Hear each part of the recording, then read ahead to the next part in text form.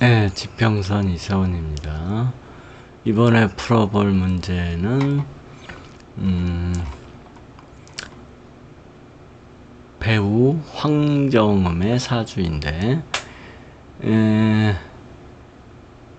이혼 신청을 했다고 그래요. 이혼 조정을 했다고 해요.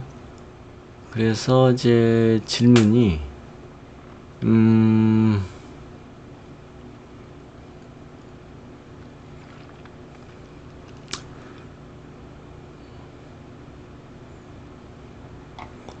해우는 정인 비견이고, 그 다음에 시지 편재 충이 발생하고, 8월호는 상관 정인이고, 일지정제 파운이 걸리고, 삼합으로 정관운이 들어오므로 이혼을 시도하는 의미로 해석할 수 있을지 궁금합니다.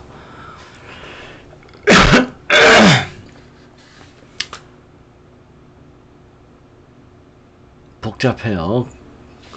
그렇게 복잡하게 딱 어떤 공식이 있어가지고 요게 요러면 이혼이냐 이렇게 보는 거는 아니고요.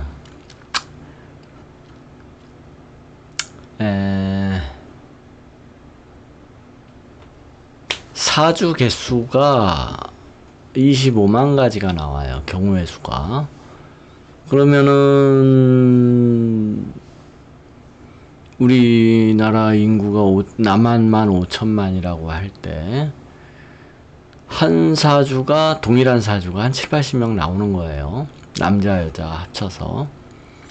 그러면 이 7, 80명이 이제 황정음하고 사주가 같은데 황정음이 이혼을 했다고 해가지고 경자년 해우는 정인 비견이고 시지 편재 지장간 정제에 충이 발생하고 8월호는 상관 정인이고 일지정제에 파운이 걸리고 삼합으로 정관이 들어오므로 이혼을 시도하는 운이냐. 황정음과 동일한 사주를 가진 모든 사람이 다 이혼을 하겠느냐 하는 건 아니죠. 동일한 사주를 가져도, 그러니까 이런 공식이 존재하지 않아요. 사주에. 아니, 공식이 존재하면 동일한 사주는 다 똑같은 일이 일어나야 되는 거예요. 그러니까 그렇게 보면은 안 되고, 동일한 사주라도 살아가는 게 다 다르거든요. 그래서 쌍둥이도 동일한 사주인 경우가 많잖아요. 그래도 다 달라요, 살아가는 게. 그래서 언니는 결혼을 했는데 동생은 직장 생활을 하는 경우 허다해요, 쌍둥이가. 그리고 언니는 자식을 낳았는데 동생은 자식을 못 낳았다든지 아주 허다해요. 그러니까 동일한 사주라고 그래가지고 동일한 일이 일어나지가 않아요, 전혀.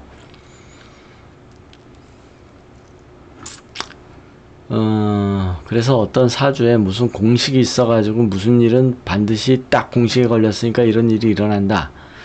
이러면 동일한 사주는 다 같이 그런 일이 일어나야 되는데 실제로 안 그렇기 때문에 이런 공식이라는 게 존재하지 않는다는 거죠. 그래서 사주가 참 이해하기가 좀 어려운 면이 있어요. 초보자들은 이해하기 어려운데, 이게 왜 그런 생각을 하느냐 하면 우선 사주의 개수가 무한히 사람만큼 있는 줄 알아요. 그러니까 옛날 사람들이 사주를 봤을 때 그 사주 옛날 책들 보면 1900년도 이전에 옛날 고서들 보면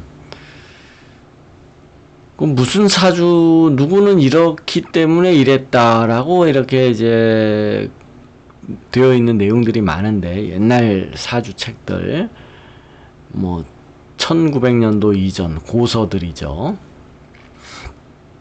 그 당시에는 세상 모든 사람이 사주가 다 다른 줄 알았어요. 그러니까 사주 개수가 몇 개인지도 몰랐던 거지. 계산을 못한 거지, 경우의 수를. 아마 그랬을 거예요.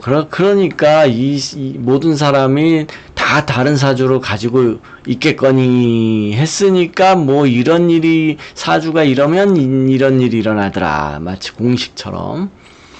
아마 옛날 사람들이 그렇게 옛날에는 그렇게 생각했을 거예요. 물론 다 그런 건 아니고 일부 책에서는 동일한 사주가 있었다. 그런데 얘는 이랬고 쟤는 저랬다. 이런 내용도 간혹 있어요. 그러니까 아니 머리가 복잡해졌겠죠. 그러니까 뭐 쌍둥이도 드물고 쌍둥이가 뭐 사주 옛날에 그 1600년 1700년대 쌍둥이가 점쟁이를 찾아가지고 뭐 우리는 왜 사주가 같은데 다르게 살아요. 뭐 이렇게 물어보는 케이스가 아주 드물었겠죠. 어쩌다가 그런 케이스가 나왔을 때 당황했겠지. 옛날 사주학자들이.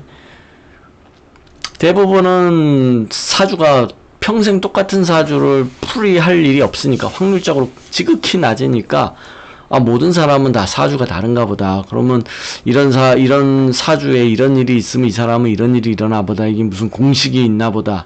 아마 옛날엔 그렇게 생각했겠죠. 그런데 수학적으로 계산해 보면 사주는 25만 가지가 나오기 때문에 인구는 훨씬 많잖아요. 그러니까 전 세계적으로 동일한 사주는 뭐 수천 명이 있겠죠. 수천 명.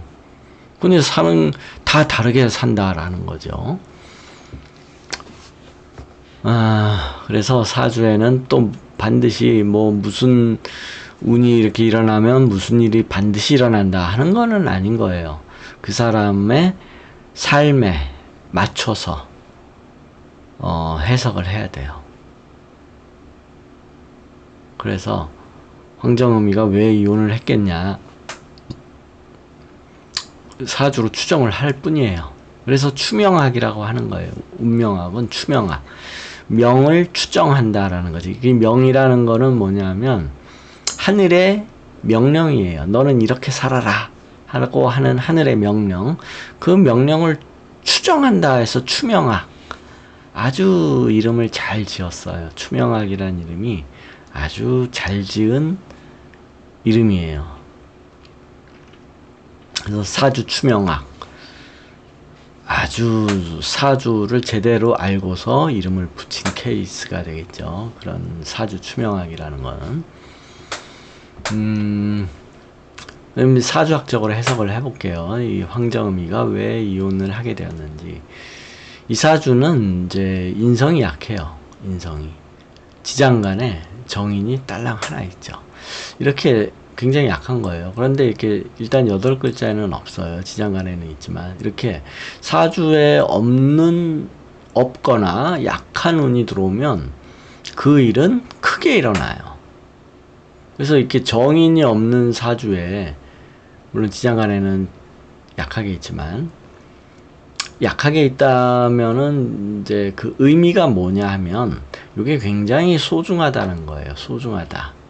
그래서 황정음은 사실은 이 정인을 굉장히 소중하게 생각한다는 거고, 그러면 어떤 일이 일어나냐면 평상시에 책 같은 거를 많이 봐요. 독서 같은 거 많이 하고, 의외로 공부를 직업적으로, 이게 정자가 이제 직업이니까 직업에서의 그 선생님 같은 일을 하기가 쉽고, 책을 많이 보고, 의외로 스타일이 선생님 스타일, 알바를 할 때 선생님 같은 일을 하기가 쉬워요. 근데 물론 이제 황정음이는 연예인이니까 알바로 선생님을 할 이유는 없지만, 황정음 말고도 동일한 사주가 많을 거 아니에요. 같은 여자만 해도 30, 40명 될 건데, 그 중에는 의외로 선생님인 사람들이 꽤 나온다라는 거예요. 물론 알바로. 그래서 어쨌든 이 정인을 굉장히 소중하게 생각하는 사람이고, 그러니까 이제 가정 같은 것도 굉장히 소중하게 생각하는 사람이더라, 이렇게 되는 거예요.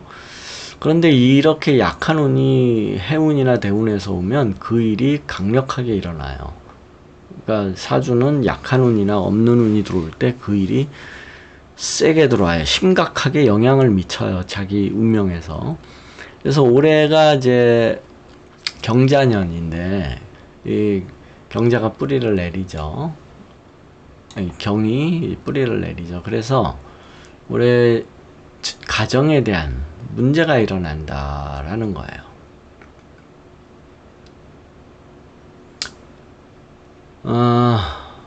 그리고 이제 자는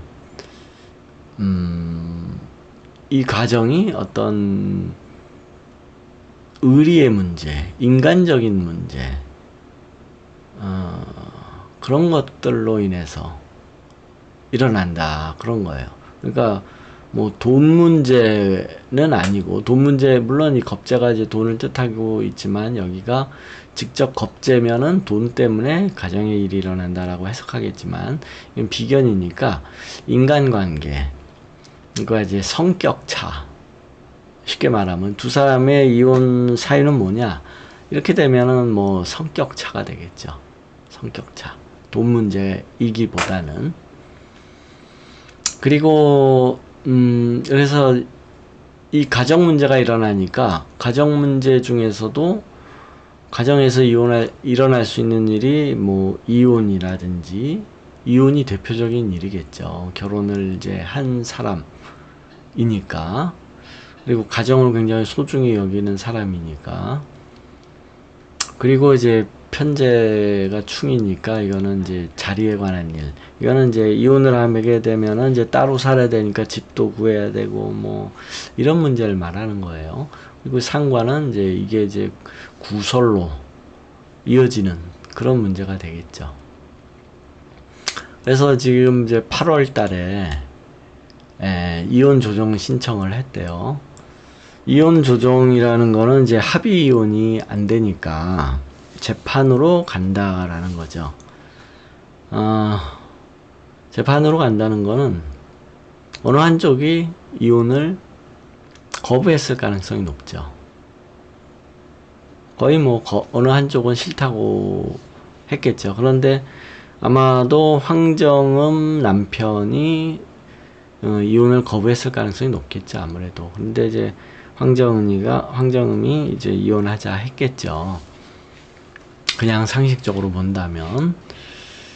그래서 이제 8월 달에 이제 이혼 조정 신청을 했으니까 이제 재판에 넘어가고, 그러면은 이제 무슨 사유 때문에 우리는 더 이상 혼인을 유지할 수 없다. 이혼하게 해달라, 법적으로. 그래서 이제 판사가 이제 얘기를 들어보고 판결을 하겠죠. 그러면서 뭐 위자료 같은 문제, 물론 올해 해운이 이제 겁재가 아니라 이제 비견이니까 큰 돈 문제는 아닐 거예요. 돈 문제. 돈 문제는 아닐 거예요. 그래가지고 어쨌든 8월의 운이 이제 갑신월인데, 이 상관이 위에 오면 이 밑에 것으로부터 떠나다 이런 뜻이 돼요. 그러면 가정으로부터 벗어나다, 이게 이혼이에요. 이게 가장 흔하게 나오는 상관 정인이 이제 이혼의 운이다라는 거죠. 그리고 이 정관은 홀로서기, 삼합으로 들어온 거는 내가 이제 홀로 서야 된다, 그런 뜻이 되는 거죠. 그러면 어떻게 되겠느냐? 보통 뭐 이혼 조정하면 이혼이 되겠죠. 뭐 이혼 조정하는데 판사가 이혼하면 안 돼, 이게 더 이상하잖아요. 판사가 강제로 이혼 안 시켜. 그런다고 해서 두 사람 사이가 좋아지는 것도 아니고. 그래서 이혼이 되겠죠. 그럼 언제 되겠냐?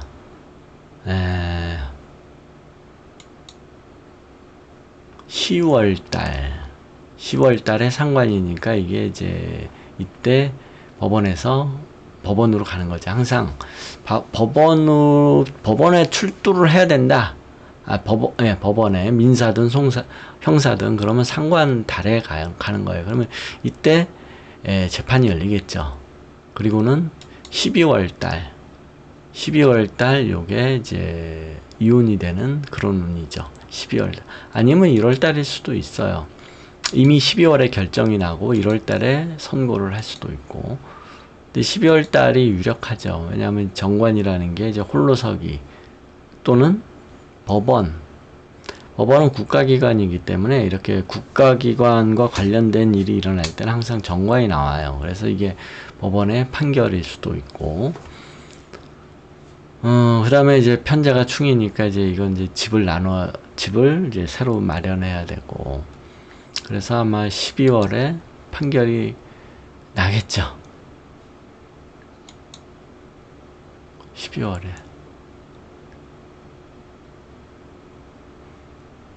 그러면 2월달 이런 게 이거는 이제 새로이